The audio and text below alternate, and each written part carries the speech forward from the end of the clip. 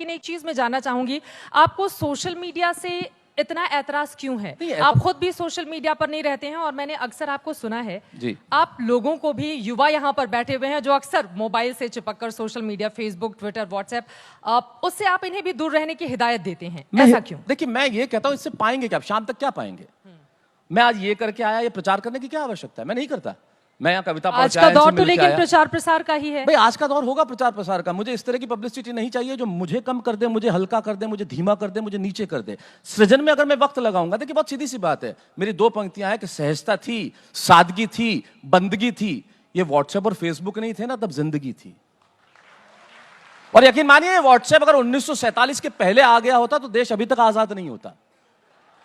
हर आदमी एक दूसरे को मैसेज भेजता है, इस मैसेज को इतना फैलाओ कि अंग्रेज देश छोड़ के भाग जाएं। अच्छा, दिलचस्प ये है कि तालियां वो लोग बजा रहे हैं जो सबसे ज्यादा सोशल मीडिया का इस्तेमाल करते हैं, क्योंकि उन्हें पता है कि ये क्या है। क्योंकि फेसबुक पे आप यकीन मानिए चित्रा, आप अपना चेहरा लगाएं और उसके बाद कोई स्टेटस डाल दे, कमेंट डाल दे, फिर देखिए आप नीचे कमेंट की बहार। क्योंकि फेसबुक पे हम लोगों से बात नहीं करते, चेहरों से बात करते हैं।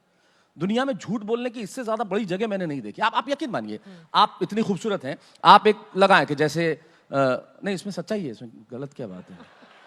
ये तो सूचना है और आप तो पत्रकार हैं, सूचना देने का ही काम करते हैं, तो ये तो सूचना है, राइट? तो आप मान लीजिए एक स्टेटस लगा दें कि भाई आज मैं लोकल बस से, डीटीसी की बस से यहां तक आई।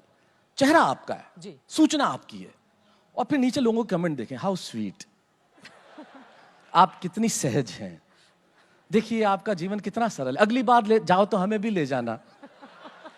अब यही कमेंट मेरे जैसा कोई कर दे, चेहरा मेरा है, और मैं लिख दूंगा आज मैं लोकल बस से यहां तक आया। पहला कमेंट तो, दूसरा हमें क्यों बता रहा है, तीसरा तेरी औकात ही इतनी है भिखारी की औलाद।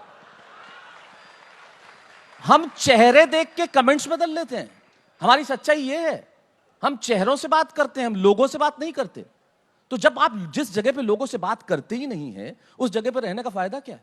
बहुत महत्वपूर्ण, ये बड़ा महत्वपूर्ण। आप यकीन मानिए, आजकल के बच्चे, आप इंसानों से दूर होते चले जाएंगे। यकीन मानिए, इंसानों से नजदीक रहना सीखिए, मशीनों से थोड़ा दूर हो जाइए तो संस्कृति बची रहेगी।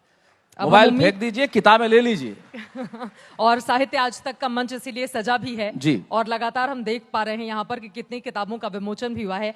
आगे बढ़ते हुए एक और, इसके पहले मैं आगे बढ़ूं लेकिन फिर से आपको मोबाइल की दुनिया में लौटा कर ले आती हूँ। वो चंद पंक्तियां जब पिता एक कमरे में होता है और बेटा दूसरे कमरे में, और दोनों एक दूसरे से व्हाट्सएप पर बात कर रहे होते हैं। भाई हमारे पिता तो व्हाट्सएप पे, हम तो किसी स्तर पे उनसे बात नहीं कर सकते, क्योंकि मेरे पिताजी बहुत पिताजी किस्म के पिताजी हैं। मतलब यकीन मानिए, इस तरह के पिताजी हैं। ये लाइव तो नहीं चल रहा? डरते हैं आप लाइव से? अरे मकान के कागज अभी भी उन्हीं के नाम पे हैं। तो डरते हैं का क्या मतलब भाई? मैं मारवाड़ी आदमी हूं, बहुत सोच समझ के काम करता हूं भाई। आप सोच रहे होंगे अभी कोट पहन के कि मैं सर्दी का इंतजार क्यों करूं, नया बनवाया तो पहन लिया। मतलब हम लोग वो लोग हैं। अरे इतने खतरनाक पिताजी हैं। क्लास में टीचर मुझे मैथमेटिक्स पढ़ा रहे थे, बोले खड़े हो जाओ, मैं खड़ा हो गया। आपको मालूम मैथमेटिक्स में उदाहरण दिए जाते हैं, मुझे आज तक समझ में नहीं आया। 3 बिंदु बना के चूंकि, माना की, अब वो 3 बिंदु का क्या लेना देना मेरे कभी पल्ले नहीं पड़ा। तो मैथमेटिक्स में उदाहरण दे रहे थे कि खड़े हो जाओ, मैं खड़ा हो गया। What goes off my father, इसका हिंदी तर्जुमा आप खुद कर लीजिएगा। तो खड़ा हो गया तो बोले मैथमेटिक्स पढ़ा रहे थे सर। वो आप ही की उम्र के हैं सर, जो आप इतने ध्यान से मुझे देख रहे हैं। मैं आपका सम्मान करता हूं, उन्हीं को याद करते हुए आपको देख के बोल रहा हूं। तो नहीं, आपका सम्मान मैं इसलिए करता हूं कि इस उम्र में मैं आपके चेहरों पे हंसी के सिवा कुछ नहीं देख सकते। तब मैं एक बहुत, मेरी पंक्ति याद आती है कि छत नहीं रहती, दहलीज नहीं रहती, दीवार और दर नहीं रहता, घर में बुजुर्ग ना हो तो घर घर नहीं रहता। वाह वाह, बहुत खूब। तो खड़ा कर दिया हमारे पिताजी, मेरे को खड़ा कर दिया क्लास में टीचर ने। खड़ा हो जाओ, मैं खड़ा हो गया। बोले तुम्हारे पिताजी की पैंट की एक जेब में 100 रुपए हैं, दूसरी जेब में 150 रुपए, इसका क्या मतलब? मैंने कहा पैंट किसी और की है। मैं जानता हूं वह क्या हो सकता है। अरे बोले नहीं, गणित पढ़ा रहा हूं, पिताजी 100 इधर से दे दें, 150 इधर से दे दें, इसका क्या मतलब? मैंने कहा बाप किसी और का है, अठन्नी नहीं दे। अच्छा, वो बहुत सोच समझ के देते हैं, बहुत सोच समझ के। एक भिखारी आया उनके पास, बोला आपके पड़ोसी ने बहुत कुछ खिलाया, आप कुछ दीजिए। इन्होंने हाजमोला दी कि पचाता रहे, और क्या चाहिए। एक दर्जी के पास गए, वो दर्जी ने आत्महत्या कर ली। गए और बोले भाई सिलेगा कपड़े? बोले मेरा काम वही है। पैंट सिलेगा, कितने रुपए लेगा? बोले 300 रुपए। बोले बहुत ज्यादा है। निक्कर सिलेगा? बोले हाँ सिल दूंगा। कितने? बोले 75 रुपए। बोला ये ठीक है। अब वो नाप लेने लगा निक्कर का। बोले कितनी लंबी रखूं? बोले जमीन तक। तो हमारे पिताजी से हम बहुत डिस्टेंस से बात करते हैं। अच्छा, मेरे चाचा तो और भी महान है, उनसे लोग अनाथालय के लिए कुछ मांगने आए, उन्होंने 2 औलाद दे दी।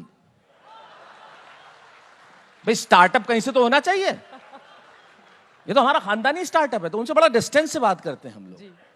आज भी इतने डिस्टेंस से बात करते हैं, यकीन मानिए उनसे नजरें नहीं मिलती, और उनसे नजरें नहीं मिलती शायद इसीलिए इस काबिल हुए कि हम आपकी नजरों में आ गए। वाह वाह।